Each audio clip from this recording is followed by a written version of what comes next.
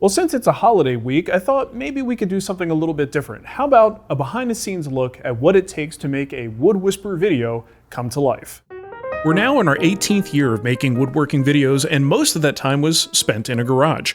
I went from a 1-car garage in California to a 5-car garage in Arizona. We then moved into a new house, so I temporarily worked out of a 3-car garage while I built my 1,800 square foot dream shop in my backyard. After having kids, we decided that we wanted something different and headed to a place I've always wanted to live, Denver. I worked out of a 4-car garage for several years until moving to my wife's home state of Missouri in 2022. Of course, that's where we found this gross 1970s firehouse and turned it into the woodworking and content production studio that you see today. Yeah, we've moved a lot, but one thing you'll learn about me and Nicole is that if we're not satisfied with our living situation, we try to change it.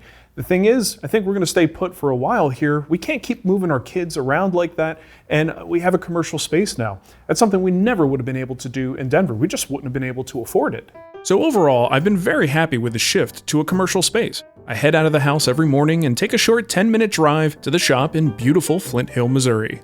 The shop is fairly isolated, though we do get a decent amount of traffic, which can cause some headaches for our editor.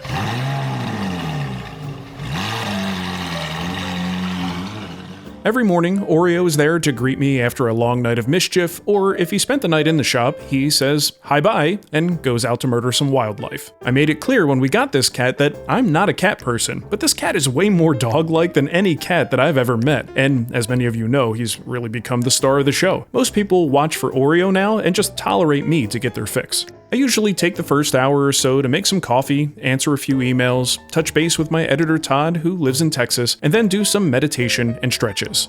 Now, I'm not going to say much about meditation, but if you're a ball of anxious nerves like me, you really should look into it. As for the stretching, look, I know I'm not the only dude in my 40s that suddenly realizes how important back health is. Stretching helps keep my sciatica at bay and helps me get ready for a day of physical work on my feet. And now it's time for some woodworking and some lights, camera, action. Now, over the years, I've heard from a lot of you that actually want to know what gear we use to make our videos. Now, we are by no means cutting edge, but we do have a nice balance of quality and convenience. If you shoot any kind of videos or photos, you know the importance of lighting, but there's no way that I can move lighting gear around to every station in the shop, so I generally try to bathe the entire shop in light.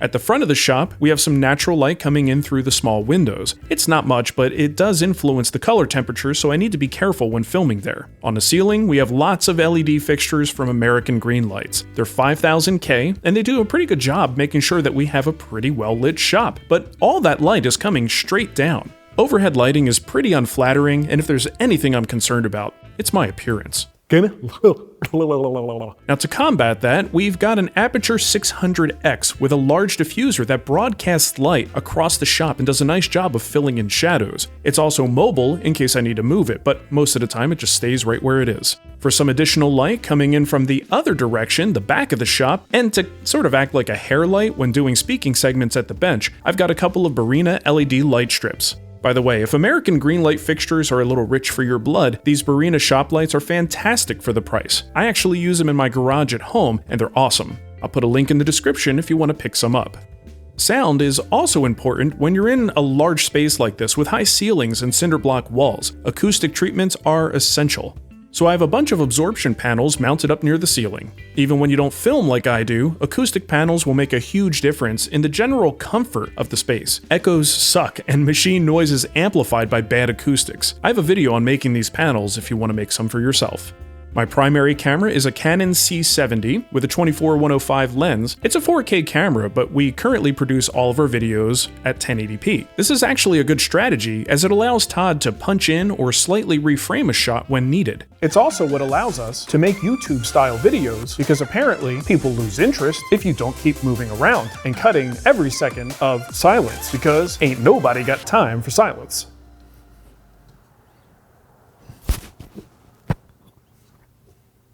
On top of the camera, you'll see a 5-inch Ninja monitor recorder, which serves two purposes. It records a backup should anything happen to the main footage on the camera's SD card, but also helps me frame my shots since I'm pretty much a one-man operation and the tiny display on the camera is difficult to see from most shooting distances. For audio, I use a Sony lavalier mic as my primary, and because batteries die and I sometimes forget to turn on the transmitter like a dum-dum, we have a small shotgun mic on the rig that we can use in case of emergencies. It's basically just like a backup track. Now, because I hate swapping batteries all the time, my entire rig is tethered by a power cord. The only batteries I ever have to change are the microphone body pack. And while it does suck to have to deal with an extension cord, it's a small price to pay for removing 3 unique battery types out of the equation. And because I move around so much, I use a tripod dolly for quick maneuvering. Sometimes when I'm feeling fancy, I'll incorporate a second camera into my setup. This one sits on a regular tripod, and it's also attached to a gimbal. Now this allows me to get moving shots that I can control from my phone. And if I ever need beauty shots of a finished piece, I'll use this gimbal in handheld mode to get those shots. Unfortunately, vertical video is now something that we can no longer ignore, so most of those shots I pick up using a magnetic mount and my phone. So once I have a full SD card, I head into the office and copy the files into a shared Dropbox folder where the files are whisked off to the great state of Texas.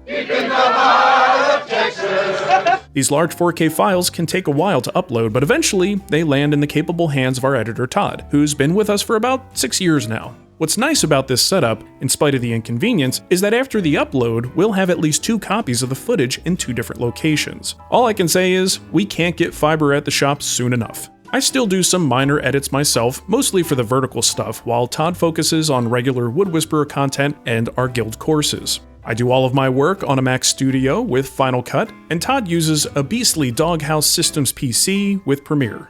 Speaking of Todd, here he is with some of his gear. Todd is not only our editor, but also our videographer. He travels all over the country to work with some of the best instructors in the industry as he captures content for Wood Whisperer Guild courses. We won't get too deep into his gear because it's a little nuts, but he rolls with a Nikon as his primary and 2 Sonys for B-roll and moving shots.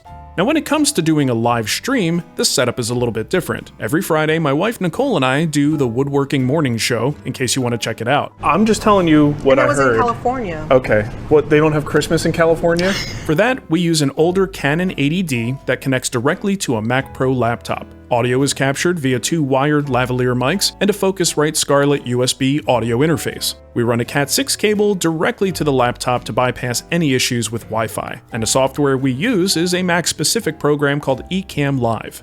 So hopefully you've enjoyed this little peek behind the curtain. You know, a day doesn't go by that I don't remind myself how lucky I am to have this job. To call this a job is just a real privilege. And it's you guys that allow me to do it because you watch my videos, you support what we do, and Nicole and I truly appreciate it. So I want to say thank you to you for making this an amazing 18-year journey, and I'm ready to do another 18 years and then some. Make sure you like and subscribe because that's all the crap we have to do to make sure this thing keeps going, but I do appreciate it. I'm super lucky to be where I am today, and I have you guys to thank for it. So thanks for watching. We'll see you next time. So hopefully you've enjoyed this little peek behind the curtain. I enjoyed showing it to you. Oh, that sounds real dumb. Let's do a little of this. That's for the ladies. For the men. For the ladies. Butts and farts and let's go see what my wife is doing. Hey, did you file those TPS reports? Get out of here. I already got 1 mark in here. I'm working here. What are you doing back here? I'm getting my shirts in order. My shirt. We got plenty. Oh.